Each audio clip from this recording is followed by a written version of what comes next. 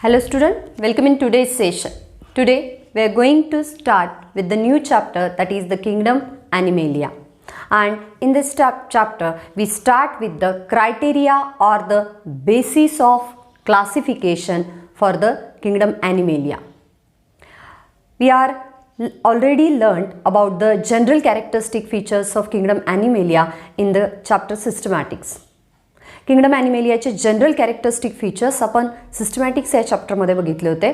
जसं की किंगडम ॲनिमेलियाचे member they are unicellular as well as multicellular in nature. Then the mode of nutrition they are specially heterotrophic in nature. जसं kingdom प्लांटीचे members आहेत ते autotrophic आहेत, ते स्वतःचं अन्न स्वतः तयार करतात, दुसऱ्यावर डिपेंड राहत नाहीत न्यूट्रिशनसाठी.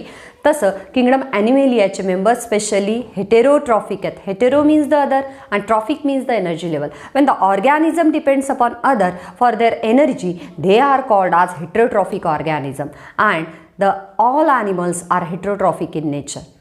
दे are motile with their locomotory organs just as the hind limbs and fore limbs region. Okay, त्यांच्या जसं आपण प्रोटिस्टामध्ये बघतो अमिबाला सुडोपोडिया असतात, तसं किंगडम ॲनिमेलियाच्या मेंबरमध्ये लोकोमोशनसाठी लोकोमोटरी ऑर्गन आहेत.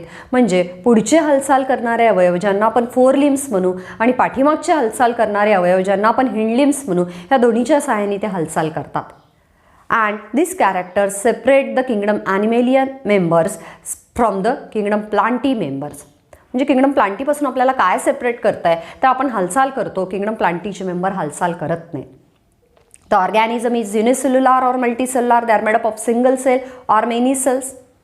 And mainly the organism belongs to the kingdom Animalia. They are eukaryotic in nature. They are having the developed nucleus. They are having the eukaryon means the carrion with the nuclear membrane, nucleolus, nucleoplasm, nuclear pores, and the histones are present in the DNA and the cell organelle just like the mitochondria, endoplasmic reticulum, Golgi complex and the chloroplast with the double membrane organelles, they are present inside the eukaryotic cell. जर membrane bound organelle cells मध्ये present असतील तर प्रगत protein तयार होतील आणि त्या सेलला आपण युकॅरियोटिक सेल म्हणू. किंगडम ॲनिमेलियाचे मेंबर सगळे कसे असतात? युकॅरियोटिक असतात. They are eukaryotic, they are unicellular or multicellular, then they are heterotrophic in nature and they do not having the cell wall in their structure.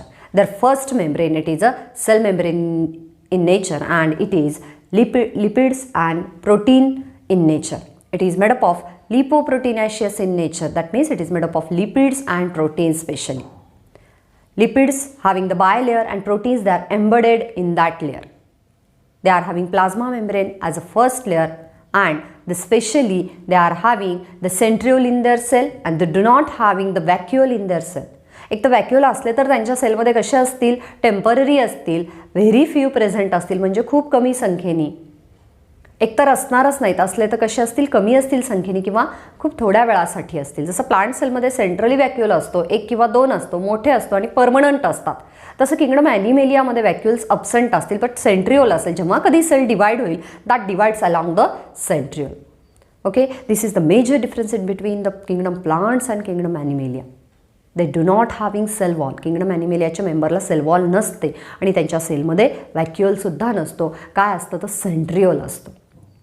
Okay, they do not prepare their own food. ते स्वतःचं अन्न स्वतः तयार करत नाहीत, ते दुसऱ्यावर depend राहतात. That means they are consumers of the world. The plants, they are producers of the world. In that same way, the animals, they are consumers in the world. या जगाचे निर्माणकर्ते आहेत झाडं, त्यांच्यावर आपण डिपेंड आहोत म्हणून सगळ्या ॲनिमल्सला काय म्हणू? ग्राहक म्हणू. ते प्रोड्युसर्सनी निर्माण केलेलं अन्न ग्रहण करतात म्हणून आपण सगळ्या ॲनिमल्सला काय म्हणूयात? Consumers. They are divided into primary, secondary, tertiary, quaternary or the top consumers. Means on the grass, जर गवतावर गाय डिपेंड असेल तर आपण त्याला काय म्हणतो? That cow it is an herbivorous organism but it is an primary consumer. Okay, जर काऊला फॉक्स खात असेल तर फॉक्स हा सेकंडरी कन्झ्युमर आहे. फॉक्सला लॉयन खात असेल तर लॉयन हा टर्शरी कन्झ्युमर आहे किंवा टॉप कन्झ्युमरही आहे. कारण लॉयनला खाणारं कुणी नाही आहे, ते एकमेकांना खातील पण त्यांना खाणारं कुणी नाही आहे म्हणून ते कसे आहेत? टॉप कन्झ्युमर्स आहेत. ओके, तर न्यूट्रिशन त्यांचं असं कन्झ्युमर लेवलचं आहे. What about the reproduction? They are having the both modes of reproduction, that is asexual as well as sexual, but in the major amount, they are showing the sexual reproduction. That means they are producing the eggs, they are producing the sperms, they are producing gametes, and there is a fusion of gametes takes place. And when male gametes fuses with the female gamete to form the diploid zygote, and when zygote develops into embryo, embryo develops into the entire new organism that is called as sexual reproduction. त्या reproductionला sexual reproduction म्हणू. These are the general characteristics of kingdom Animalia.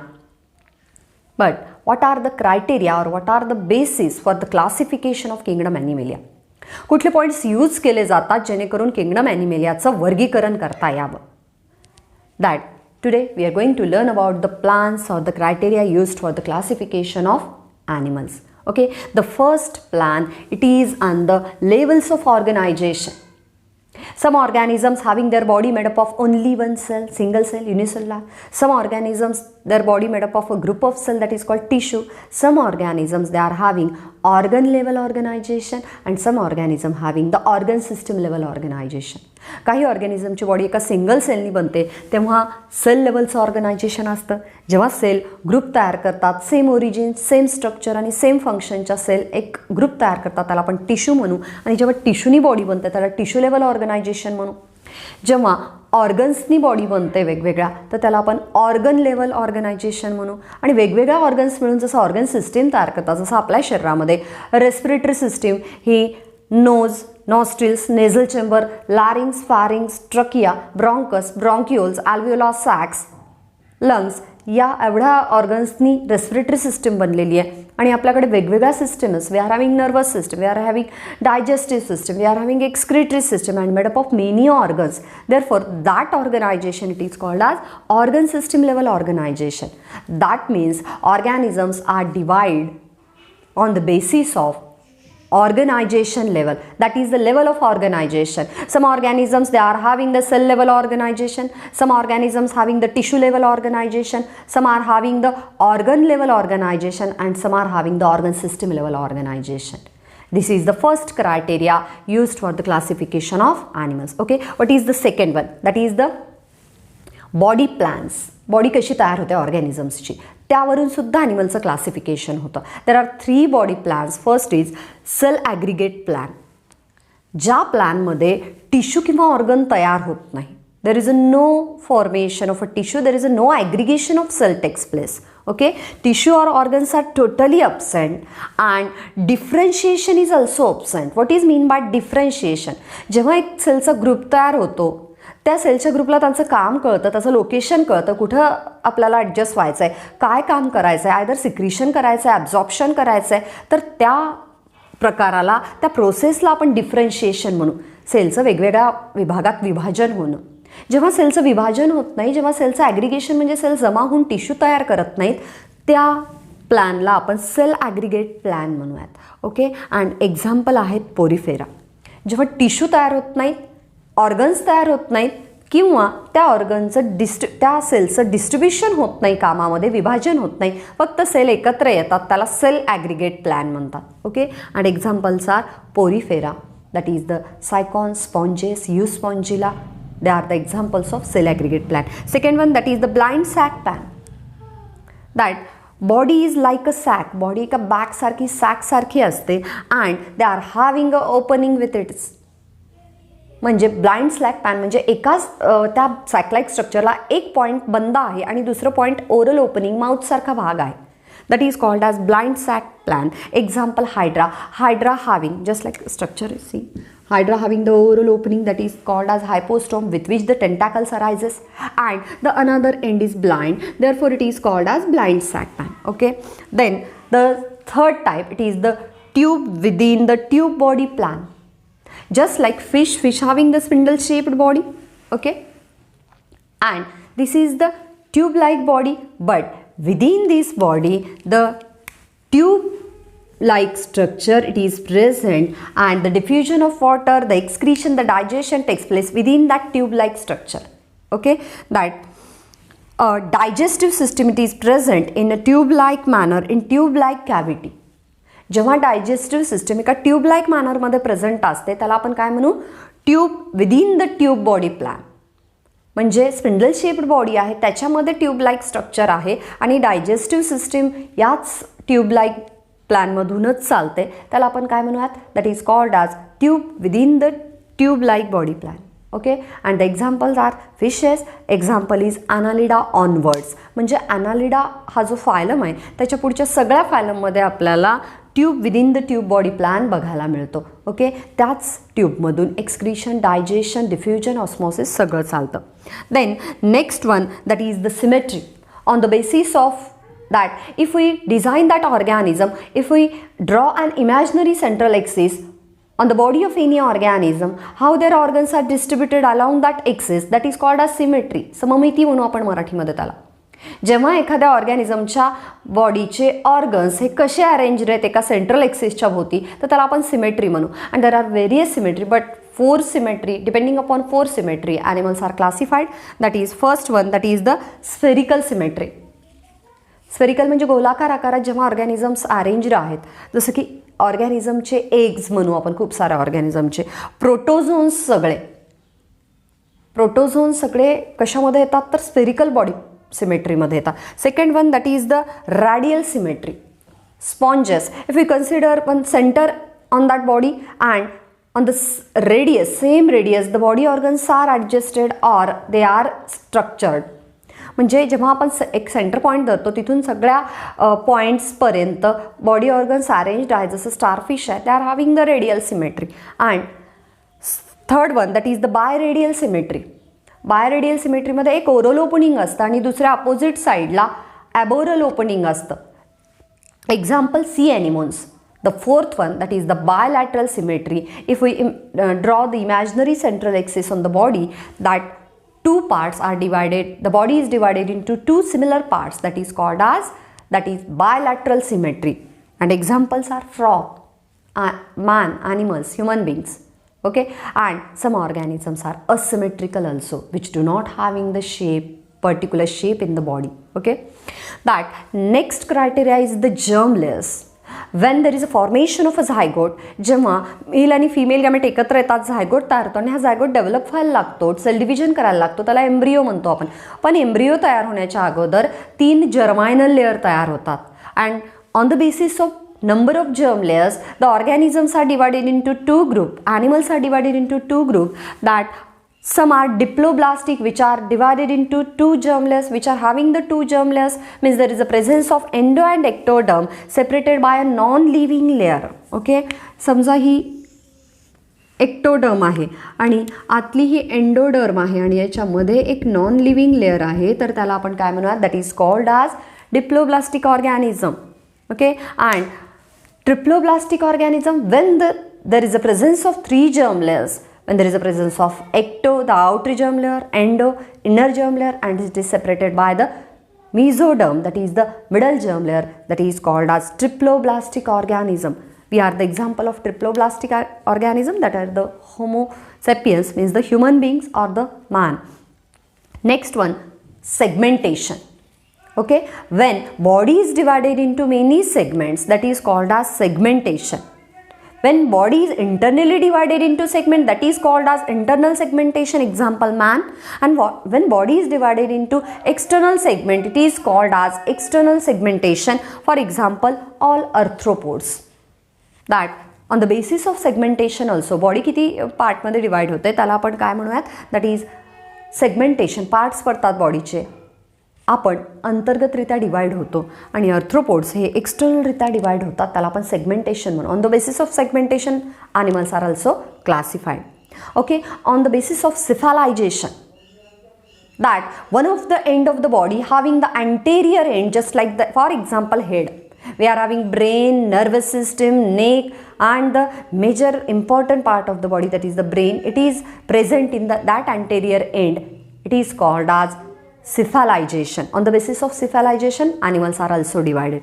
Okay, on the basis of fertilization, the fertilization may be external or internal. We are having internal fertilization. We are produces in female body, we are producing the eggs inside the ovaries, and in the fallopian tube, that eggs are fertilized by the sperm. Okay, and that fertilization, it is called as internal fertilization.